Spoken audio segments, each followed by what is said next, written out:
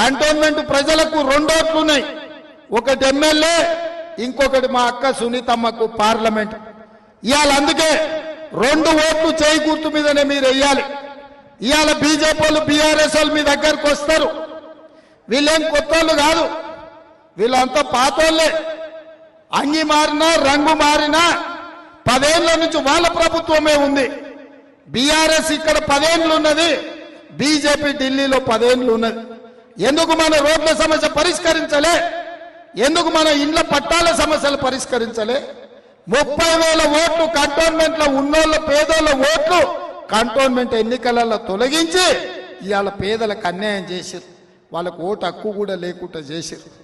నీళ్ళకు కూడా 2 అంతల పైసలు వసూలు చేసిండ్రు మోడీ కేడీ కలిసి. అందుకే ఇవాళ ఈటల రాజేందర్ బీఆర్ఎస్ వాళ్ళ గురించి మాట్లాడి దండగా అది సచ్చిన పాము, దాని పని అయిపోయింది.